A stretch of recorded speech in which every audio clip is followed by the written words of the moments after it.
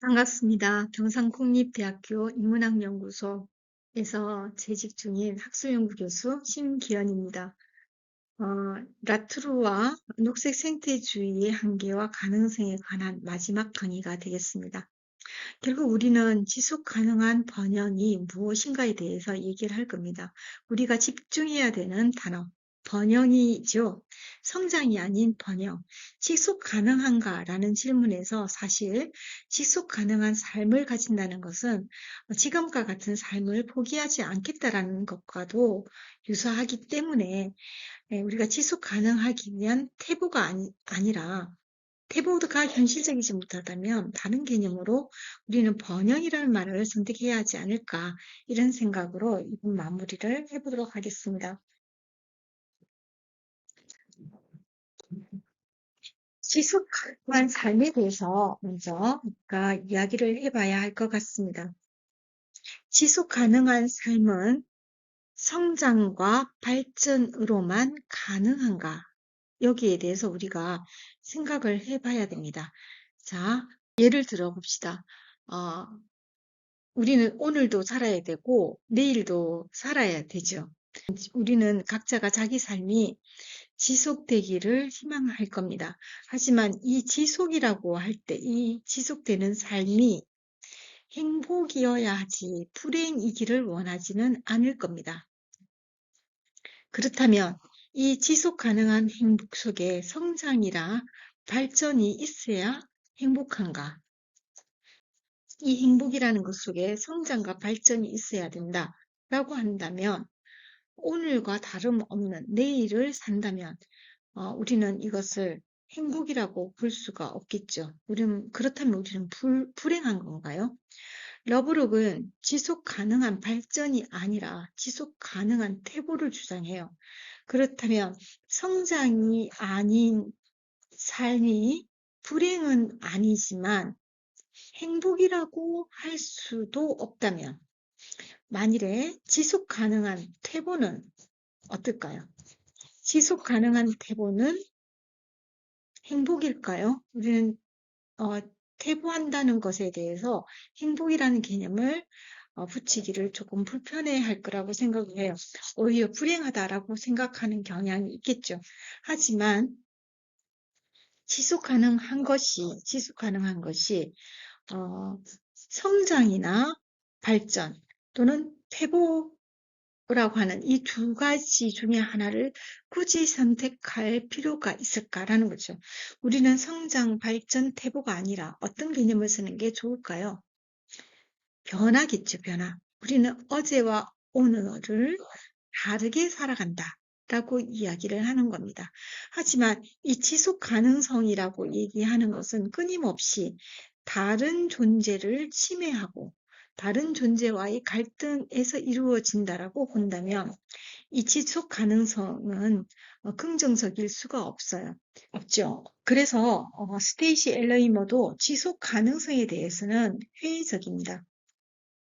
우리는 언제나 위험에 노출되어 있는 취약한 존재인 거죠. 이러한 취약한 존재가 지속하기 위해서는 도대체 어떻게 해야 될까? 회의적일 수밖에 없는 거예요. 하지만 브라이도티는 이 지속 가능적 실천에 대해서 언급합니다. 도대체 그 지속 가능한 실천이 무엇일까? 지속 가능하고자 하는 것이 무엇인가? 우리는 계속 이것을 묻지 않으면 안 된다는 거죠. 하지만 이러한 물음 속에서도 우리가 견지해야 될 태도가 분명히 있습니다. 그것이 상호 의존성과 취약성이라는 거죠. 우리는 의존하는 존재입니다. 근대적인 사고에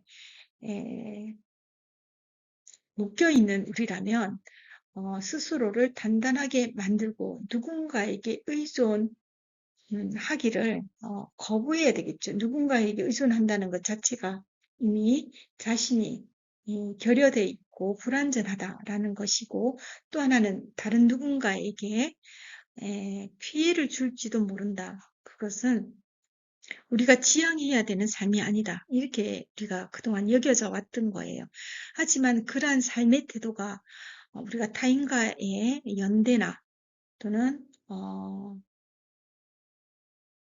공동체 의식을 훼손시켰다고 볼 수가 있는 거예요.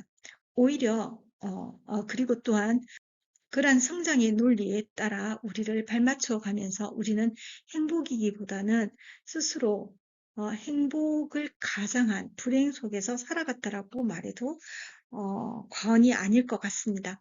그래서 오히려 우리는 의존하는 존재이다. 내가 얼마만큼 약한 존재인가를 드러내는 거죠.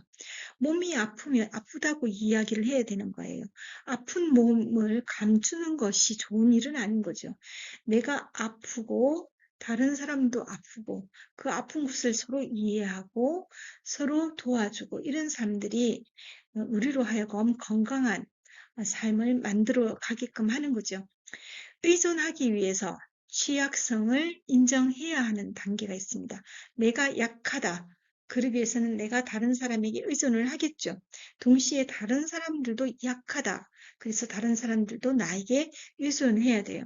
우리는 서로 모든 사람들이 똑같은 부분이 취약하지는 않습니다. 모든 사람들은 각각 다른 부분들이 취약해요. 서로에게 취약한 부분들을 각자 자기가 취약한 부분들을 인정하고 그 부분을 다른 이에게 의존을 해 간다면 우리는 아주 안정된 의존 관계 속에서 연대를 만들어 나갈 수가 있는 거죠. 그래서 몸의 장소성을 우리는 고려하지 않을 수가 없습니다. 그런데 나는 어떤 몸인가? 이 몸의 장소성은 고정되어 있지는 않은 거죠. 잠시 머무르게 되는, 즉 상황 속에서 드러나는 몸이고, 그래서 이 몸은 매 순간 그 장소성의 변화를 가지고 오게 되는 거예요. 취약한 몸은 몸이 취약한 이유는 이렇게 몸의 장소성이 이동하기 때문에 그래요. 이동하는 것, 유목한다는 거죠. 한 곳에 머무르지 않고 계속 이동해 간다라는 것은 그만큼 몸이 취약하지만 동시에 그름으로 해서 그 의존성의 연대가 더 강해질 수 있다는 겁니다. 장소, 그 고정되어 있는 이 몸은 다른 몸과 공동체를 이루는 것처럼 보이지만 그 유대 관계에 있어서는 깊은 심연이 존재하고 있다라는 거예요. 얽힘의 관계가 보이지 않는다는 거죠. 그래서 서로 취약한 몸은 매 순간 다른 몸이어야 되고, 이 다른 몸이어야 된다는 것은 이 몸이 유동적인 몸이어야 된다는 것이고, 이 몸은 한 곳에 머무르지 않고 끊임없이 이동하는 몸이어야 된다는 것이고, 이것이 바로 몸인 특성이라고 얘기하는 겁니다. 그래서 몸은 투과적이지도 투명하지도 않습니다. 몸은 불투명하고 약간은 단단해야 되겠죠. 왜냐하면 물성을 가지고 있어야 하기 때문에. 하지만 동시에 그러니까 완전히 단단하지는 않기 때문에 약간은 단단하고 약간은 무른 그런 상태의 몸이 되겠죠. 이제 우리는 상호 의존성과 취약성의 문제에서 연대의 문제로 넘어가게 되었습니다. 스테이시 엘러이먼은 노출에서 취약성의 문제를 아주 구체적으로 다루고 있고 이것을 통해서 우리는 패치, 즉 재배치의 중요성에 대해서도 생각해 볼 수 있는 여지를 가지게 되었습니다.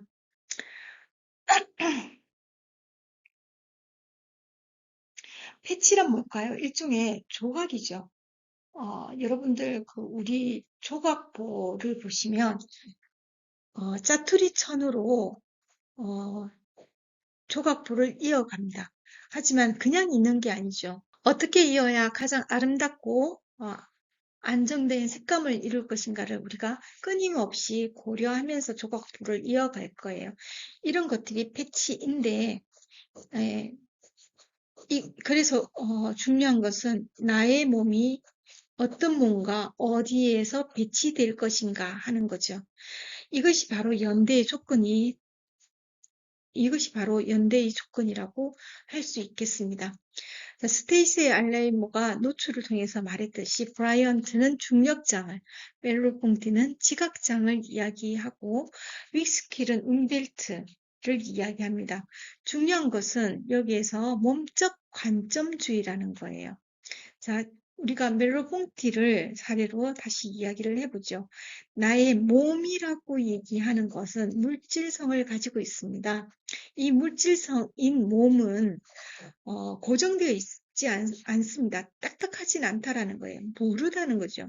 모르지만 개체화되어 드러나야 되기 때문에 어느 정도는 단단할 겁니다. 하지만 이 몸이라는 것은 다른 몸과의 관계 속에서 자꾸 자기 자신의 몸을 변화해 가기 때문에 몸 A와 몸 B와 몸 C는 하나의 장을 이루게 되는 거죠. 현상적 장을 이루게 되는데 이 현상적 장을 지각장이라고 얘기할 거예요. 하지만 몸과 몸들의 관계는 각각의 몸적 관점적 입장에서 관점주의적인 입장에서 관계를 맺기 때문에 지각세계 공동의 장을 만들어 간다라고 이야기를 하는 거예요.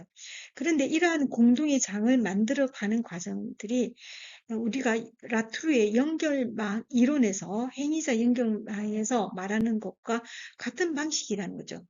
그러니까 지금 여기에서 말하고 있는 이러한 얽힘의 관계들을 각자의 철학자들이 자기만의 방식으로 설명해내고 있는데 가장 중요한 것은 여기에서 이런 관계를 만들어내고 있는 몸이 물질성을 가지고 있는 것이고 이 물질성을 가지고 있는 이 몸은 끊임없이 변신하는 몸이라는 거죠. 끊임없이 변신하는 몸이기 때문에 연결망을 통해서 드러난다라고 이야기를 하는 거예요. 그리고 더 중요한 것, 이러한 연대 또는 얽힘, 이런 관계가 가능한 것이 무엇인가? 이게 바로 끌림이고 감성이고 감정이라는 것. 그래서 우리가 이 앞 시간에 아펙투스나 또는 코나투스나 잠재태 이런 개념들을 중요하게 생각하는 이유이기도 합니다. 자, 이제 비로소 우리는 생성 시스템을 이야기하게 됐는데요. 연대라고 얘기하는 것은 단단한 연대가 아닌 거죠. 얽힘의 과정을 통해서 해체되기도 하고 또다시 결합되기도 하고 이런 과정들이 반복이 돼요. 이렇게 반복되기 위해서는 느슨한 연대가 필요한 거죠. 이렇게 느슨한 연대를 우리가 인정할 때 우리의 윤리는 배제의 윤리가 아니라 관계의 윤리가 되고 이 관계의 윤리가 곧 생태윤리로 이행될 수 있다라고 보는 거죠. 이러한 방식에서 우리는 비로소 자연이 가지고 있는 어떤 문제점, 자연 개념이 가지고 있는 문제점들을 다시 거론하게 되는 거고요.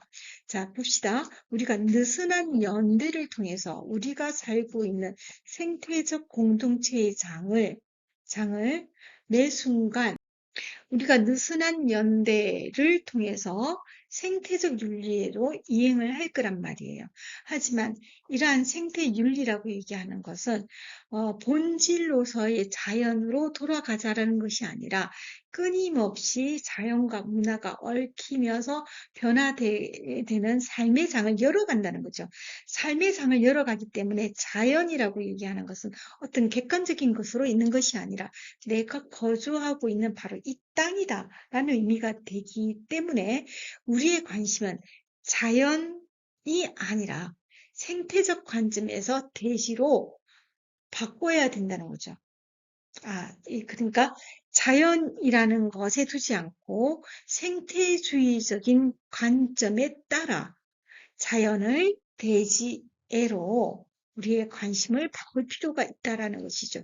이렇게 될 때 우리는 단절에 비로소 종지부를 찍게 되고 생성의 의미 또는 생태윤리의 의미를 실천적으로 이행할 수 있는 것은 아닐까 이런 생각이 듭니다. 자, 이렇게 해서 우리는 8번에 걸친 강의를 통해서 라트루의 관점에서 녹색 생태주의 한계를 살펴보고 그것의 대안으로 어떤 생태주의가 나타나야 될 것인가에 대한 어떤 이론적인 검토를 해봤습니다. 여기에서 등장했던 연대의 다양한 어떤 관점들, 이런 것들에 우리가 조금 주의를 기울여 보면서 우리가 살고 있는 이 세계가 어떤 세계여야 하는지 좀 더 고민할 수 있는 시간이 되었기를 바랍니다. 감사합니다.